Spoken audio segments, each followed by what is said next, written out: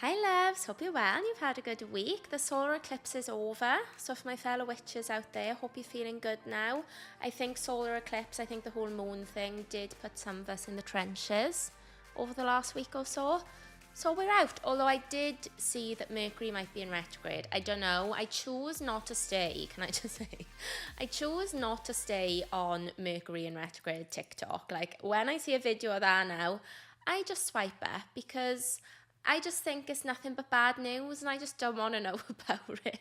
Because honestly, I think that's what I did with the solar eclipse thing. I was like in a bad mood and then seeing all this stuff about the moon and I was like, oh my God, that's why. Anyway, that's not what we're here for.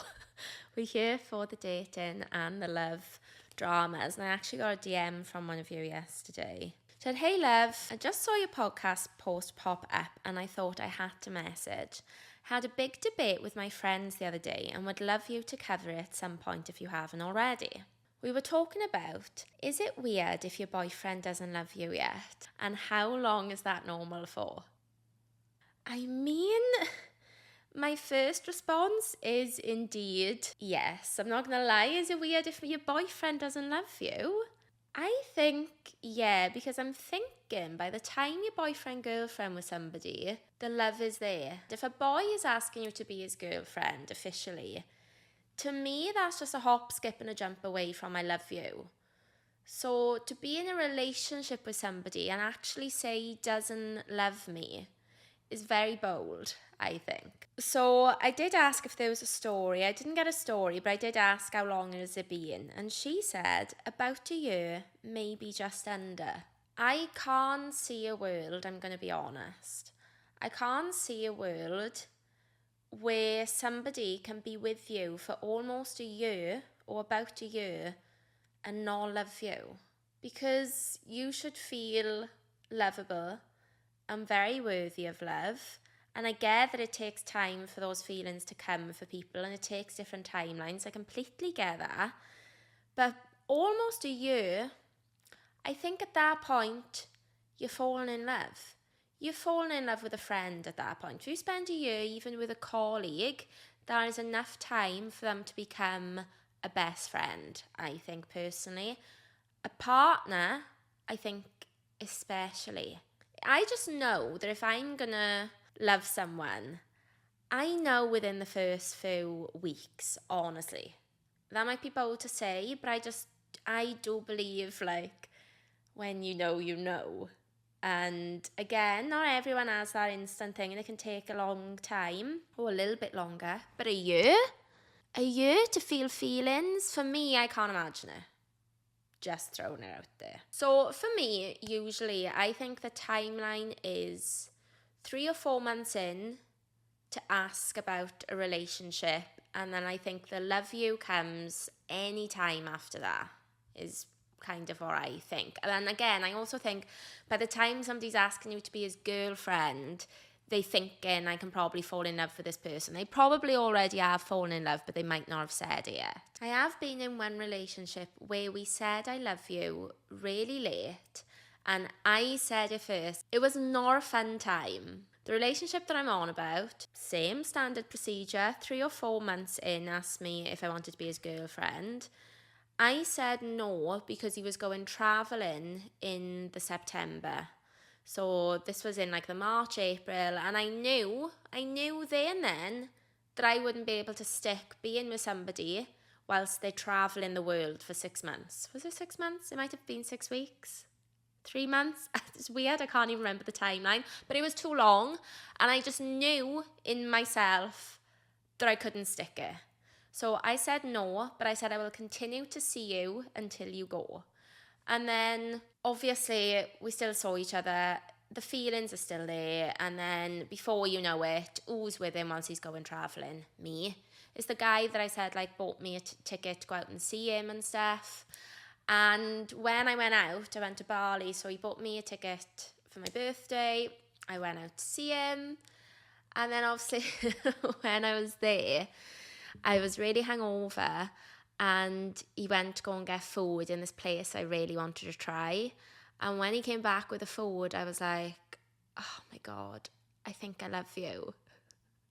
And to be fair, I don't know if I really did love him, which is why I said I think I do. But in that moment, I felt it. I felt like I wanted to tell him. And I thought for sure he would say it back. And he didn't. And it was not fun.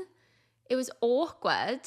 He didn't say it back. And then the next day, look, if you put the words I love you out there and the other person doesn't reciprocate it, it hangs over you like a dark cloud of doom. That shit followed me round internally for the whole day. And I was like, I basically was like, I've either got to have a conversation about this or I need to fly home. I could not handle it. But I didn't also want a conversation about it because I was like, God forbid I bring up how embarrassed I am. Like, my ego's already hurt, so I don't want to do this again. Thankfully, he brought it up the next day and basically told me in very few words, because this guy was like the worst communicator you can imagine possible. I've never experienced anything like it. He explained to me in so many words that like he'd never been in love before and he does love me, but he doesn't know how to say it. And the thing is, I knew he loved me because apart from his behaviour all up in the run-up to that, which was obviously just like immaculate, I met his family, he was so, good to me, really good guy. He then, flew me out to go and see him on his trip, and he actually like changed his trip around that. I remember him asking me like where I would like to go and like all these places which I didn't think of anything, but he was actually like piecing together where he should buy me tickets for, and he changed his trip, and he actually came home from his trip early. It's the guy I said that did that whole thing, because inevitably I did break up with him whilst he was travelling, because one, I knew I would, and two, you didn't tell me you loved me back, so come on. It's the guy, I hate repeating stories because I know some of you listen every week, but some of you might be tuning in for the first time, so it's a bit difficult. But basically it's the guy that I broke up with, and then he cut his trip early, flew out of a plane with like I love you, I miss you or something on his hands, and did like this big show of declaration, and that was it. So I knew he loved me. And when he was telling me that he'd never really been in love before and he hadn't said it, and then he played me this song that was like, I'm actually cringing inside when I think about it, saying like, please don't say you love me because I might not say it back or something. Can I tell you the trauma that I was experiencing? I feel like I'm all over the place for this story, so let me back it up. I told this guy, I think I love you. Again, I wasn't head over heels in love with him, but I did feel it in that moment. And I'm the type of gal, I'm just going to say it because I love love. And if I feel it that much, I can't wait to get it out. And in that moment, I was like, I'm going to tell you. Obviously, I did say I think I love you. It's not my best moment, but whatever. He didn't say it back. The next day, we're still on holiday, obviously. The next day, he's telling me like he's never been in love before. And then he starts to play this song, and the words were, please don't say you love me because I might not say it back, but I do love you. And I was like, inside, I was like, you actually taking the piss out of me here. Like, the trauma that I was experiencing, that had never happened to me before. So it wasn't the best. And while I do believe him, I'm also conscious that if somebody had written in and said to me, I told my boyfriend I love him and he told me that he loves me but he can't say it back, I would absolutely call bullshit, and I would say there's no way. It doesn't matter how shy or quiet somebody is or whatever. If somebody wants something, they'll make it happen, and if they love you, they will tell you. So it's difficult to go between the two, because obviously I don't know who this guy is in the story, and he could well be the same type of guy as that really takes his time with his feelings. And that guy that I was with did tell me he loved me when he was ready, which was only like, I don't know, like week, 2 weeks later or something. Like, it really wasn't like a long time, but he did tell me when he was ready, and all his actions did show me that he loved me. So it is difficult, because if this guy is the same, then it's very possible he does love you and he hasn't said it. But generally, I think generally guys know what they want, they go after what they want, and they make shit happen. And that's how I've lived my whole dating life. And to be fair, other than that one guy, it's never really let me down. I just think guys just go after it. They want to lock it down. But the question I've got to ask is, and I'm actually going to have to ask her right now, did she say I love you? Because that, for me, I've just messaged her to ask, and hopefully she'll reply at some point during the recording. I should have asked last night, but that to me is the biggest tell. If you've told your boyfriend I love you and they haven't said it back, and it's been a year and, you know, that's it, then I'm sorry, I just don't think it's coming, I'll be honest. I'm going to be brutally honest, because how much longer do you need to fall in love with me, sir? Like, I am lovable, I am here, you've known me for a year, there's really not much more that's going to change. So you can say it back, like it's kind of now or never. So I think if you've said I love you and you've been waiting for that answer back longer than 2 weeks, for me, I think it's done. It's done. But I think if neither of you has said you love each other, then you've just got to put it out there. You've got to put it out there. You can't walk away from somebody because they haven't said they loved you and you haven't told them. So you're going to either have to say, point blank, do you love me? Which, I'm sorry, would kill me to say. So can I even advise that? Because could I even bring myself to say that? I don't know. What I would do is just say I love you. You should be, I think, when you're in a relationship, especially at that start. I mean, you're not at the start because you're a year in, but I imagine you must feel like it's the start if you haven't said I love you. I just feel like when you're in a relationship, you should feel so happy and so excited that you found somebody that you can fall in love with, or that you are falling in love with, that you should just want to say it. And I don't think boys are exempt from that. Like, they really not. Like, if you find a good guy that genuinely loves you, he will tell you. He will. Like, even that guy, it took him a little bit longer. I was his first love and all this stuff. But when we had that conversation, when he had it out, he didn't like then withhold his love for me. Like, he told me every single day. For me, I think a year is too long. However, I have Googled this because, you know, I love a little bit of dating research. It takes men an average of 108 days, about 4 months, to confess love, and women an average of around 123 days, also about 4 months. So I think the standard online is between 2 and 4 months, which actually, looking back at all my relationships, is about right. That actually does work. So, like I said, I've had one rogue one, but generally I think 2 to 4 months. You just know, don't you? I can tell if I'm going to meet somebody and I'm going to be able to love them. And that's what makes it so special. And I can also tell when I meet somebody and then it's like, this is really something. And that's obviously super rare, and that's like who you marry, and that's who you spend your life with. So you've got to actually like trust these feelings, because these feelings are what you live your life by. At least that's what I live my life by. I'm very clear with it. Like, I know how I feel about somebody, and if I feel it, I run with it, and I just know. And I don't know if this is like a rubbish piece of advice, but I think everyone knows deep down. I really believe that. Like, especially after a while, like, you're not just running off with your feelings like one date. Oh, I know I love him, he's the one. Like, obviously you've got to give it time and stuff. But I do think all of us deep down have that feeling or thought or whatever it is, that little voice, wherever it is that you tune into when you want to make a decision. I think we all know deep down when we meet somebody that's special and when we meet somebody that we can love.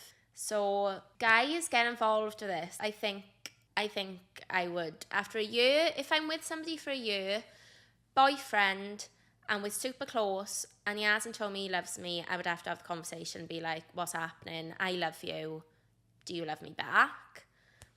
And, you know, depending on the outcome, I'd have to walk away. But yeah, you've got to have a conversation about it, because a year, you can't be wasting like another 6 months with this person and then him turn around and be like, do you know, I've had a really nice time, but this isn't really working out for me. I'm not really seeing it going anywhere. That's what you got to be careful of, like, no time wasters. But yeah, get involved with that. Email me if you've got any similar stories, sadie@lovewhatluck.com, or just on the DMs. I'll put some stuff up on Instagram about this, because I think it can be like a really good topic of discussion. Do you know what I've seen this week is coming back in fashion? digital cameras. There are teens, Gen Zs, or however old they are, on TikTok, showing an old school digital camera in pink that we all probably had, if you're my age. When I was like 17, digital cameras came out, and for somebody who loves taking photos, it was like, wow, this is the best thing that's ever happened. You take a digital camera on a night out, you take 50 pictures, all horrific, all steaming, all bad. You'd upload every single one of them to Facebook. Public album, no filters, no editing, nothing. Straight on. And then you'd wipe it, continue, and you would do that every night out. Wild times. Now, I've got people on TikTok thinking it's like a massive thing to have these pink digital cameras that blur and smooth your face, because like they know the best quality because they're old. They like blur and give you a bit of a glow, and there's people on TikTok being like, these things are amazing. So I'm basically old enough to now know vintage items. I've basically become vintage. It's a scary, scary time. It's a scary place to be in my life when I feel so young inside. I've literally got a tattoo on my hip that says forever young. So this narrative of stuff coming back into fashion doesn't sit well with me. Went out the other weekend with my friend. There was a girl fully dressed as Sporty Spice. She was dressed in such 90s gear, head to toe. And I always remember when my mother would say to me, oh, that used to be in fashion when I was young. It's funny how fashion comes round now, isn't it? When I was younger, I used to have this, this, this. Guys, that's me now. I'm 32. I'm a young 32. I'm barely out of my 20s. I'm just finding my feet and my way in life. And I've got trends coming back around now. And I just want to know, do they know that this stuff used to be in fashion? Or are they seeing it for the first time and they're just completely unaware that this is what other people used to wear, you know? Or do they just think it's a new fashion? She was fully in like a crop top and I think Adidas, like joggers, but like with the poppers, you know, like with the wide leg poppers. She was Melanie C. And yeah, it is scary. Scary out there. Oh my God, she's replied. The girl's replied. So I asked, has she told the guy she loves him? And she said, yes. And he said, love grows over time. And they've had a lot of arguments since being together. So he says that's the reason he hasn't said it back. Okay. On paper, my mic's gone weird. On paper, this makes complete sense. It makes complete sense. Guys are very logical. He's saying, we have arguments. So that's why, you know, he's compartmentalising it. However, mate, you're still with me. I'm arguing with you. We have arguments, but you're still with me. So why are you with me? For me, I think you can argue with somebody like until you're blue in the face, but you can still love them at the same time. In fact, for me, I can't really argue with somebody that I don't love because I don't care enough about you. Like, if you don't do anything that, you know, riles me up to argue with you, then I kind of think, well, you don't care. So on paper, it makes sense. And I can see why she's listening to that, thinking, okay, right. When we stop arguing, then you love me. But no, I'm sorry. It's been a year, firstly. So it's been definitely long enough to feel the feelings. She said that she loves him. So he knows that. And he knows that it would make her happy, obviously, and make the relationship better if he says it back. But he still isn't. And he's using the excuse of the arguing. But if the arguing is that bad, then why are they still together? Why is he still with her if the arguing is that bad? Because for me, I think it usually works the other way round. You get together, you fall in love, you say you love each other, and then when the arguing gets too much, you break up. Because it's like, even though I love you, this arguing is just not sustainable, it's not good for me, I can't do it anymore. But you still love the person. So to withhold love because of the arguments, that to me, I'm going to be honest, I'm going to be savage. That just doesn't sit right with me. I'm calling rubbish, I think.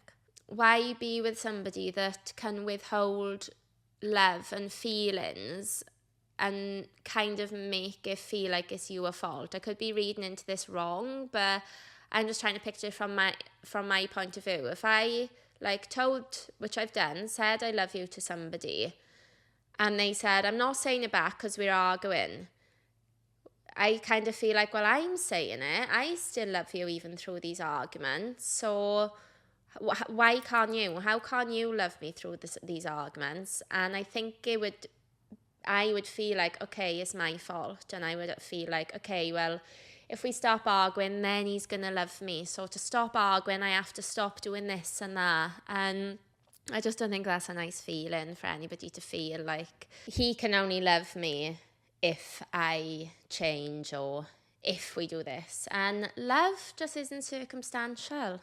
I hope that's the right word. But it's not, is it? That's the whole point of love, that you can't help who you fall in love with, and you can't help how, what it does to you and all this stuff. You can't just decide and turn on like that. And I don't like the attitude of, withholding it, basically, knowing that it's upsetting her. So for me, that's a no. I would say to him, mate, if the arguing is that bad, why are you here still? You either love me or you don't. And if you can't express your love and love me throughout these arguments like I do for you, then it ain't gonna work. That's my hot take, guys. Sorry. But yeah, let me know your thoughts. Also, I feel stupid saying this because it was on YouTube, didn't even go viral. So I'm not saying it as if I'm addressing some sort of scandal. But on last week's episode, I basically shared an affair story and then how bad the cover-up was. And it reminded me of the piece of advice I got from my friend, basically advising how to lie well. Which when she told me, she wasn't telling me to give me advice to go and have an affair. I've never had an affair. She wasn't saying I'm cheating on my boyfriend, so I'm going to give you this piece of advice. She said it to me. I can't even remember why, because let's be honest, we all do lie. Everyone lies about something. You've lied about something before. So anyway, that affair story reminded me of that. I put it out on the internet. And obviously now I'm getting haters saying you're condoning cheating, you're advising women how to cheat. And obviously on this podcast, so many people send me stories about heartbreak when you've been cheated on, finding out your husband's had an affair, all the rest of it. So I just want to clear up that I hope none of you guys, you guys should know because you're my listeners and you know me and, we have such a great little community and chats here. So I hope you guys know. But when I saw the comments coming in from the haters, all men, of course, every single one of them men.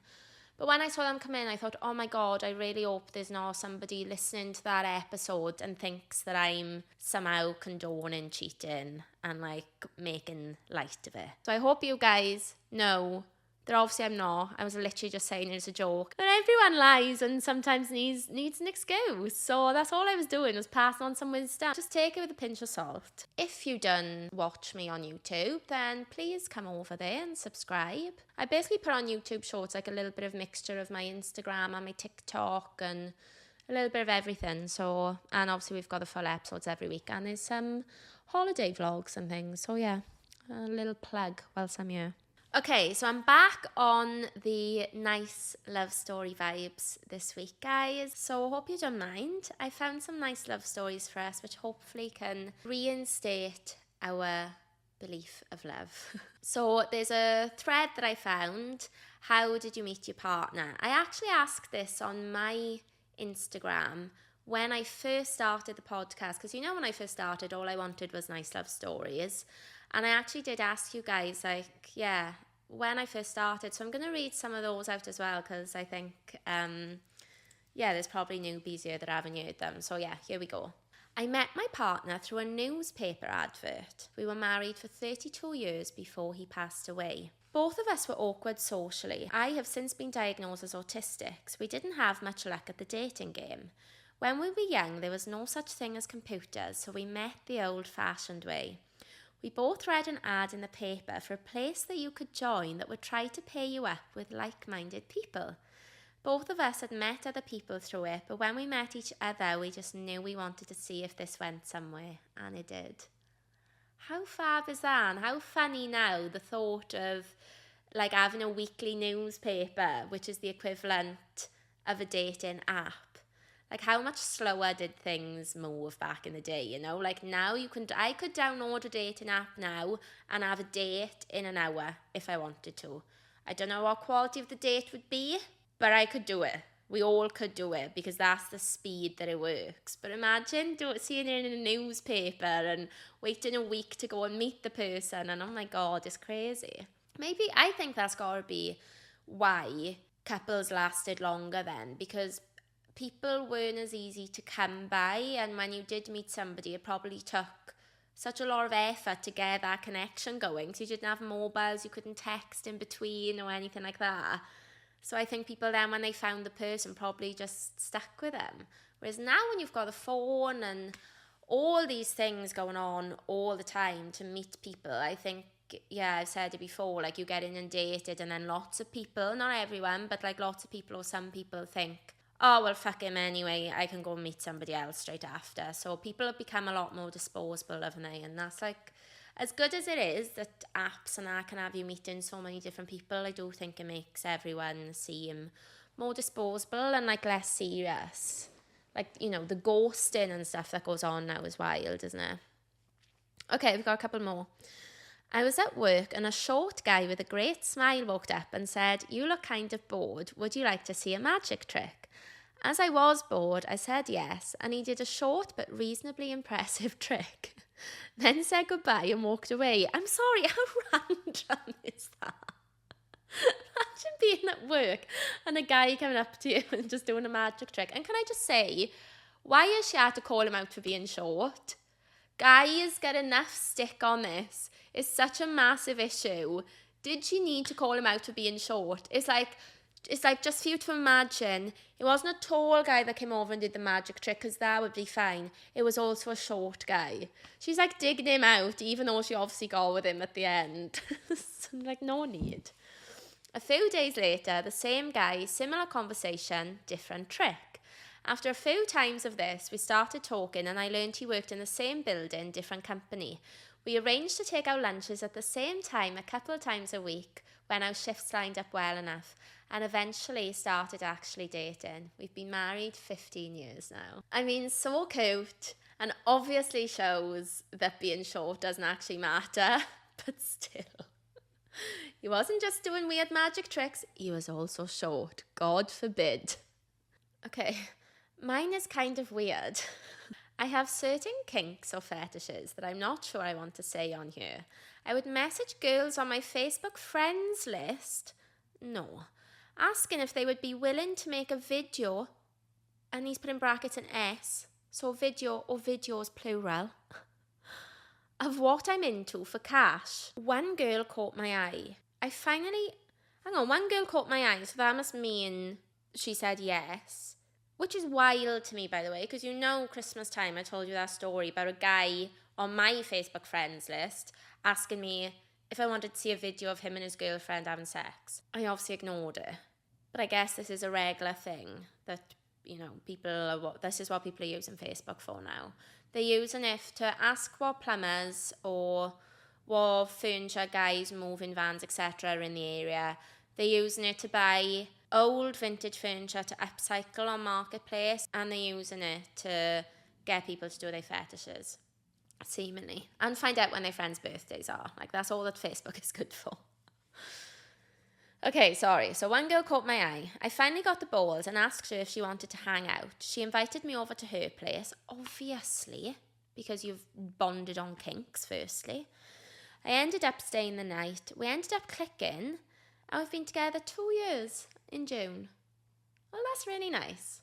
That just shows, like, stuff like that brings people together. It's like fetishes. I always feel like I can't say that word. Fetishes and comic cons and, you know, like all those things, like a mutual hobby, I suppose you could say, that's like a little bit risque, I feel like is always something that's gonna, you know, bond you together, bond you by blood. Remember that fetish when I did? And he had a fetish about paraplegics, and I will never forget it. And like wrapping his arm and pretending he hurt himself and stuff.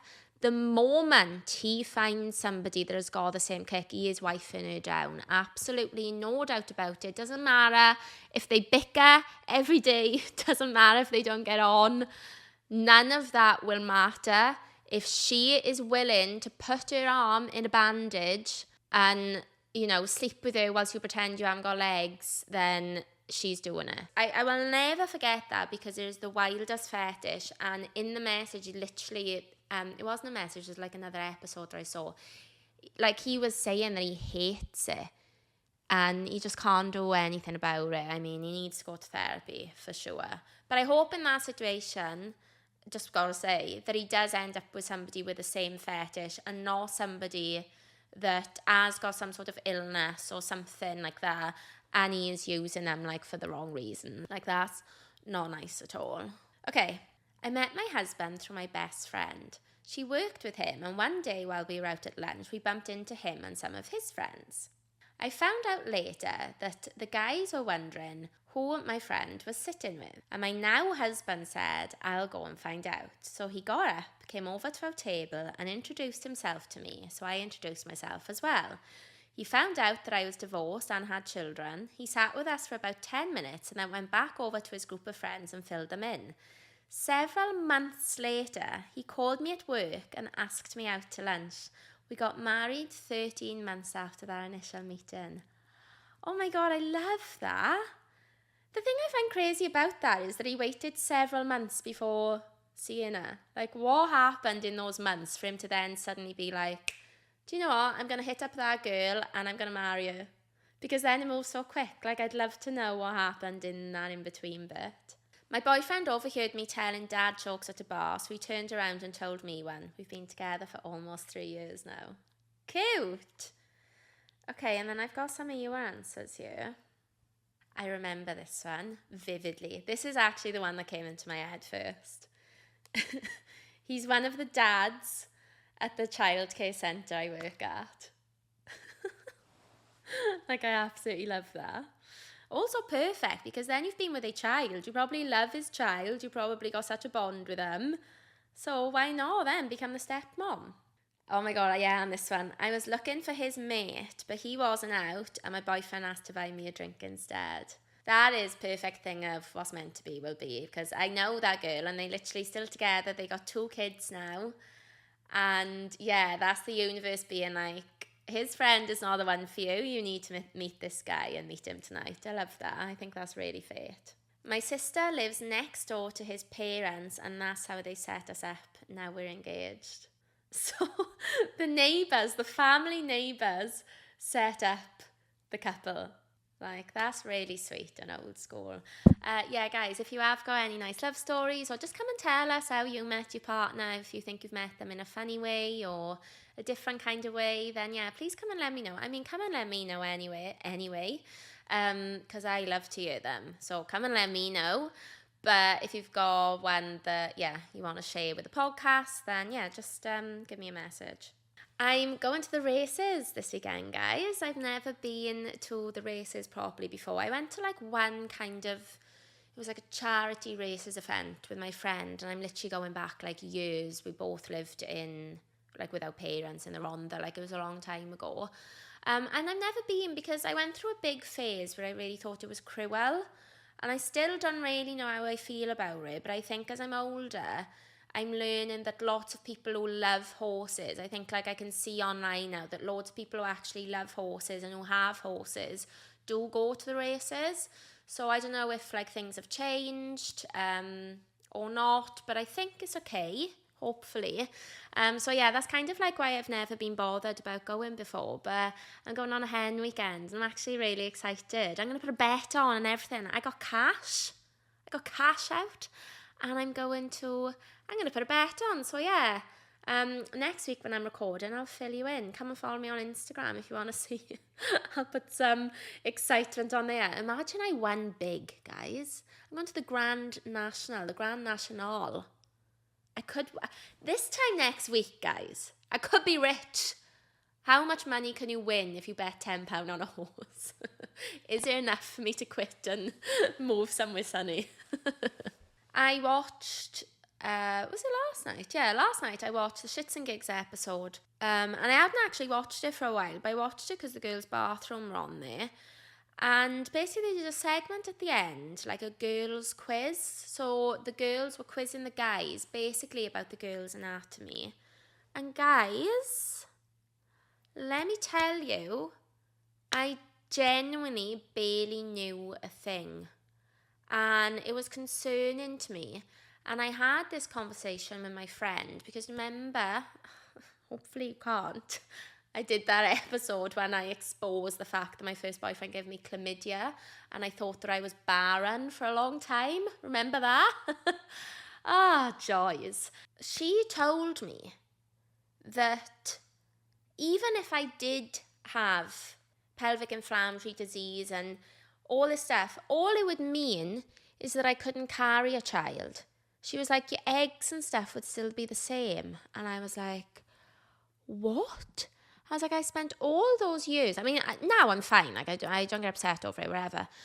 But all those years I spent in turmoil, and not one single person or internet column or nurse or anyone told me, yeah, you probably just won't be able to carry a child, but you could still have kids. Nobody told me that. So that was amazing to you. But I also said to her, I was like, I don't know anything about anatomy. Like, I genuinely, I know the shape diagram of a vagina, and, you know, sexually, I know what's going on. I know what's good. I know the deal. But in terms of, like, my internal organs and shit, I don't know anything. I blame my school because I didn't go to a really good primary school. It was actually really rough. And there was one table of us that worked at a different pace to the rest of the class. So I was on the brainy table, flex. And, you know, this is no tea, no shade, no hate to anybody else in the class, but they worked at like a slower pace and they were like a little bit naughtier. Like I was actually really good in school, especially in primary school. So I don't know if that had something to do with it. I remember our teacher always going out for a smoke. Like he absolutely stank of fags. He used to always go out for smoking breaks. It just wasn't the best school. I went to a Welsh school, so I can speak Welsh fully. But by the time I went to comp, everyone else knew how to treiglo. And treiglo, I mean, the fact I'm talking about this on my podcast, I'll keep it dense. Basically, treiglo is a thing in Welsh where you have to change the first letter of a word after another word. Confusing. By the time I went to comp, I remember being in Welsh class, everybody already knew that, and I had never, ever been taught it. So I'm listening and hearing things for the first time in comp. And I realised last night that they could not have taught us about women's anatomy. They just couldn't. I remember having a conversation, somebody coming in and talking to us about periods and giving us pads and giving us like that pack. That wasn't even somebody, that wasn't a teacher. That was somebody probably like the council had sent in. So I remember learning about periods, but nothing else. And guys, it was an eye-opener. An egg, a woman's egg, is the same size as a strand of hair. Teeny, teeny, tiny. So the clue was it's the same size as a body part. And I was thinking of the shape of an egg. And I was like, it can't be an eyeball because we pass them. We pass them every month, don't we? Oh, do we? I technically don't think we do. I'm just embarrassing myself. Anyway, then I was thinking fingernail. No, a strand of hair is how tiny it is. The hymen was a question. I knew what the hymen was. But again, for reasons we all know, from all the horror stories of the girls losing their virginity and getting their hymen broken and bleeding, That's the only reason I know about that, is from the gossip from girl teenagers in school. A baby grows in the uterus. And I think that was it. I think I knew everything else, but they were also asking them questions like, can a pregnant woman swim? And they were like, oh my God, I don't know. And it was also, can a woman pee with a tampon in? And they were like, like genuinely thinking about it. So obviously it wasn't as bad as them. It was really funny. But yeah, at the grand age of 32, I'm learning about my vagina, the anatomy of a woman's vagina. So how embarrassing for me. Anyway, I'm going to wrap it up. However, I have got one more thing to share. It might just be boring, so goodbye if you don't want to hear about it. But one of you messaged me this week asking me about my morning routine, and it's really quite intense. So even though I answered a little bit on the email, I said that I would go through it on an episode. So guys, I'm going to back it up. You know by now that for a long time in my life, I suffered with anxiety. And for me, the mornings were always worse. So it would be as soon as I open my eyes, I would have that feeling in my chest of anxiety, very physical. And then because I didn't know what had caused it, because I've literally just opened my eyes from a peaceful sleep, then I would think, what's making me anxious? And then I would feed myself every single anxious thought to try and pinpoint what it was. All I used to do was make me feel more anxious. And yeah, I was like it for a long time. And thankfully, thank God, touch wood, God bless my therapists over the years. I just haven't got it anymore. I still get obviously a little bit anxious, but it's always over something that I can understand. And it never consumes me anymore. So obviously, I've got loads of tips about that. Obviously, just message me if you want them. But because of that, I really started to do a morning routine because I never want to go back to waking up feeling anxious. And all this stuff makes me feel better. So this is on a good day. And I will say I haven't done every single thing this week because if I don't wake up in like early enough, I don't have the time to. And, you know, life happens. So this isn't every morning, but in an ideal world, this is how I start my day. I set my phone on like a sleep cycle. So after a certain time until the morning, I don't get notifications unless like I scroll up and see I'm here. But they wouldn't show on my screen. And that's really important. So that when I wake up in the morning, I don't check my phone. I don't see notifications. Like if you need me in an emergency, God help you. If you need somebody to come and get you like ASAP, don't let me be your first point of call because you're going to have to ring me. I don't know how many times to break through my do not disturb settings. It's really bad. I'm like, ring me if you need me, but I won't be contactable in case I get anxiety. So I wake up, I don't check my phone. The first thing I do is meditate. Look, I'm not amazing at it. I've been doing it now since lockdown and I don't know if I can do it, but what I will say is I do think it helps me not be so reactive, which I think is like the whole point of it, to be more present. And what I will say is through doing it now for like nearly 4 years on and off, during it I'm still not great. I don't transcend into another world. I'm not like a big yogi person or anything like that. But I will say now, if I'm in a situation, 8 times out of 10, maybe 7 times out of 10, I can stop myself from like getting to a really like angry level or like a really stressed out level. I think I'm getting a lot better at trying to pull it back. So I do think it helps towards that. So I meditate. I either do a Calm app one, which is like 10 minutes short, guided, really nice. Or I do play around now with Dr. Joe Dispenza because he's all about like positive thinking and manifestation. So you can watch one of those on YouTube. Then straight away I write a gratitude list. That always puts me in a good mood because you can't be sad and grateful at the same time. You just can't. So I write out 10 things I'm grateful for and the reason why. So this comes from the book called The Secret, which I've done a few times and I absolutely love it and I always get good results from it. And sometimes you could just write 3 things. That's what I used to do, write 3 things you're grateful for. But like to really get a massive sense of gratitude, you're meant to write what you're grateful for and why. So for example, mine is usually sometimes something simple like I'm so grateful for blue skies today because I can go for a run, or because it makes me feel better, something like that. I'm so grateful for my salary because I can do everything I want, or because it pays for me to do what I want, or because I can eat, or think like basic things. Sometimes I'll write I'm so grateful for my sense of hearing because I love music and I love listening to the car map.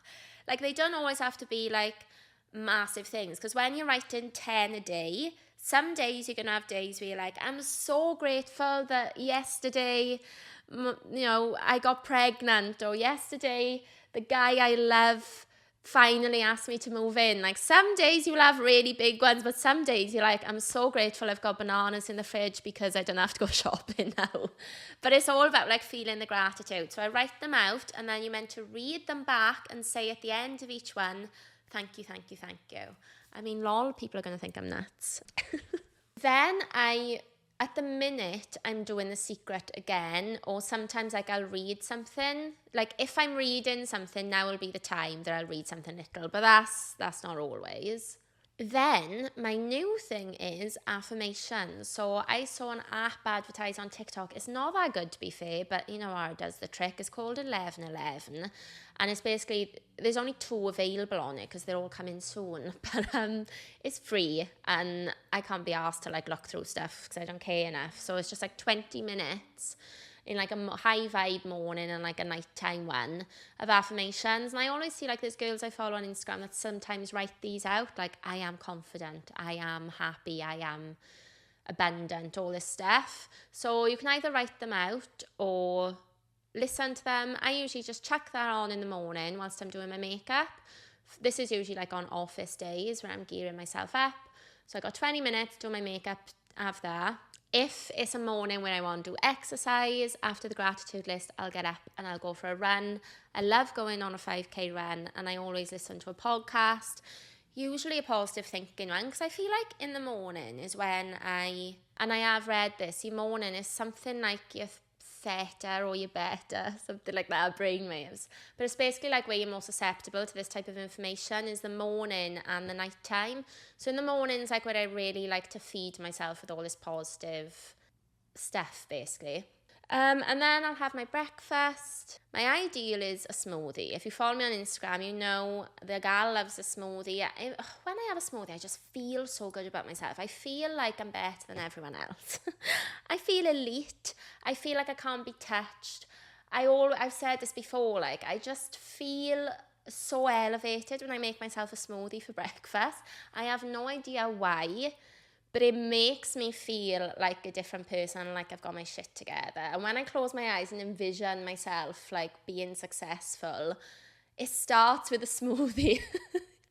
I don't know why. The nighttime routine, I really want to try and get better, because my daytime routine, my morning one, locked down and loaded. And I think I'm so motivated with it, like I said, because I used to have anxiety in the morning, so I've got like a real driver. Whereas the nighttime, I used to have problems sleeping, but like I don't anymore at all, thank God. So my nighttime routine isn't the best. Like I don't have much sleep. I go to bed too late. But what I do before bed now is only basically because I got bought for Christmas. That's the only reason I'm doing it. But I got bought a really good book. It's called like the Great Book of Manifestation or something, from Vex King. It's got a blue cover, and that's just like little prompts for the day. So it's like, how are you feeling today? It asks you to like name a time you were happy, or like something like simple, like 3 lines. So I guess you could say I journal in the night, which sounds mental. I sound like such like a health guru, and I'm really not.